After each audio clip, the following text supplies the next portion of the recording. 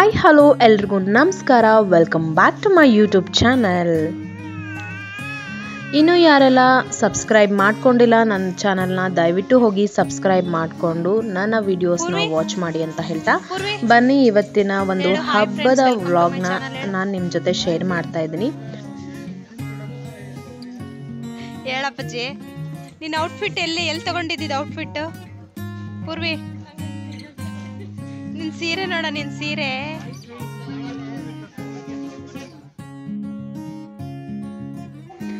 So ಈ ಒಂದು ಹಬ್ಬದ ವ್ಲಾಗ್ ಬಂದು ಕಾರ್ತಿಕ್ ಮಾಸದಲ್ಲಿ ಹುಣ್ಣಿಮೆ ಬರುತ್ತಲ್ವ, ಸೊ ಅವತ್ತಿನ ದಿನದ ಹಬ್ಬ ಇದು. ಸೊ ಈ ಒಂದು ಹಬ್ಬನ ನಾವು ಎಲ್ಲಿ ಆಚರಣೆ ಮಾಡ್ತಾ ಇದ್ದೀವಿ ಅಂತ ಹೇಳಿದ್ರೆ ನಮ್ಮ ಅಜ್ಜಿ ಮನೆ ಅಂತ ಹೇಳಿದ್ರೆ ನಮ್ಮ ಅಮ್ಮನ ಮನೆಯಲ್ಲಿ. ಸೊ ಇದು ಬಂದು ದಾವಣಗೆರೆ ಡಿಸ್ಟಿಕ್ಕಲ್ಲಿ ಇರ್ತಕ್ಕಂಥ ಒಂದು ಪುಟ್ಟ ಹಳ್ಳಿ. ಸೊ ಅಲ್ಲಿ ನಾವು ಎಲ್ಲ ಫ್ಯಾಮಿಲಿ ಮೆಂಬರ್ಸ್ ಎಲ್ಲರೂ ಸೇರಿಬಿಟ್ಟು ಸೆಲೆಬ್ರೇಟ್ ಮಾಡ್ತಕ್ಕಂಥ ಹಬ್ಬ ಇದು. ಸೊ ಶ್ರೀ ಚೆನ್ನಪ್ಪ ಸ್ವಾಮಿ ಜಾತ್ರಾ ಮಹೋತ್ಸವ ಅಂತಲೂ ಹೇಳ್ಬೋದು. ಯಾಕಂತ ಹೇಳಿದ್ರೆ ಮೇನ್ ದೇವರು ಬಂದು ಇಲ್ಲಿ ಶ್ರೀ ಚೆನ್ನಪ್ಪ ಸ್ವಾಮಿ ಮಠ. ಸೊ ಇದನ್ನು ಬಂದು ನಮ್ಮ ತಾತನ ಮನೆಯವರೇ ಪೂಜೆ ಮಾಡೋದು. ಹಾಗೆ ನಮ್ಮ ತಾತನ ಮನೆಯಿಂದನೇ ದೇವರೆಲ್ಲ ಹೊರಡಿಸೋದು. ಆಮೇಲೆ ಪ್ರತಿಯೊಂದು ಪೂಜೆಗಳ ಕಾರ್ಯಗಳು ಏನಿದೆ, ಸೊ ಪ್ರತಿಯೊಂದು ಕೂಡ ನಮ್ಮ ಸಂಬಂಧಪಟ್ಟಂತಹ ಫ್ಯಾಮಿಲಿಯಿಂದನೇ ನಡೆಯುತ್ತೆ. ಸೊ ಹಾಗಾಗಿ ಬನ್ನಿ ಇವತ್ತಿನ ಒಂದು ಹಬ್ಬದ ವ್ಲಾಗ್ ಯಾವ ರೀತಿ ಹೋಗುತ್ತೆ ನೋಡೋಣ.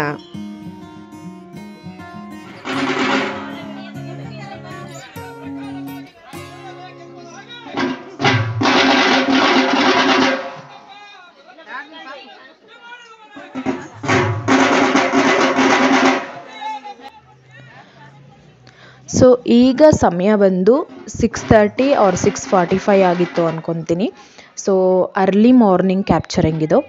ಸೊ ನಾವು ಸ್ವಲ್ಪ ಲೇಟ್ ಆಯಿತು ಬರೋದು. ಸೊ ಹಾಗಾಗಿ ದೇವಸ್ಥಾನದ ಮುಂದೆ ಏನು ವ್ಯೂ ಇತ್ತು ಅದನ್ನು ನಾನು ವೀಡಿಯೋಸ್ ತೊಗೊಳಕ್ಕಾಗಲಿಲ್ಲ. ಸೊ ನಾವು ಬಂದು ರೀಚ್ ಆಗೋ ಅಷ್ಟರಲ್ಲಿ ಉತ್ಸವ ಮೂರ್ತಿ ಅಂದರೆ ದೇವಸ್ಥಾನದಲ್ಲಿ ಇವಾಗ ಗರ್ಭಗುಡಿಯಲ್ಲಿ ಒಂದು ದೇವರಿದ್ರೆ ಉತ್ಸವ ಮೂರ್ತಿ ಅಂತ ಒಂದಿರುತ್ತಲ್ವ. ಸೊ ಆ ಉತ್ಸವ ಮೂರ್ತಿಗಳನ್ನೆಲ್ಲ ತಗೊಂಡು ಪಲ್ಲಕ್ಕಿಯಲ್ಲಿ ಕೂರಿಸ್ಕೊಂಡು ಅದನ್ನು ಊರಲ್ಲೆಲ್ಲ ಫುಲ್ಲು ಮೆರವಣಿಗೆ ಮಾಡಿ ಪ್ರತಿಯೊಂದು ದೇವಸ್ಥಾನಗಳಲ್ಲೆಲ್ಲ ಪೂಜೆ ಆಗಿರುತ್ತೆ.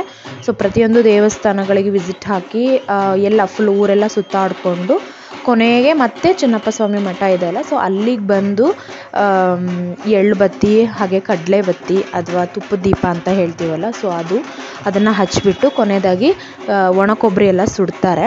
ಸೊ ಅದೆಲ್ಲ ಮುಗಿಸ್ಕೊಂಡಾದ ನಂತರ ಇಲ್ಲಿಗೆ ಬರ್ತಾರೆ.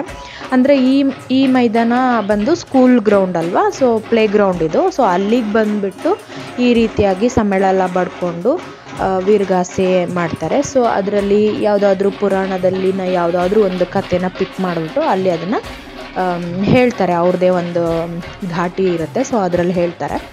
ಸೊ ಎಕ್ಸಾಂಪಲ್ಗೆ ಇವಾಗ ಪಾರ್ವತಿ ಶಿವನ ಮದುವೆ ಆಗಿರಬಹುದು, ಅಥವಾ ಗಣೇಶನ ಯಾವ ರೀತಿ ಹುಟ್ಟಿದ್ದು, ಗಣಪತಿ ಹಬ್ಬದ್ದು, ಈ ಥರ ಒಂದು ಪುರಾಣದ್ದು ಕಥೆಗಳನ್ನು ಅಲ್ಲಿ ಹೇಳ್ತಾರೆ.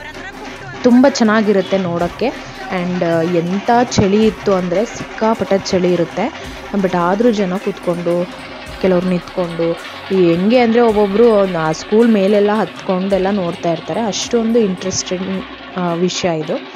ಸೊ ಹಾಗಾಗಿ ಸೊ ನಾವು ಬಂದು ಎಲ್ಲ ಜಾಯಿನ್ ಆಗಿ ನೋಡ್ಕೊಂಡು ನಿಂತಿದ್ವಿ.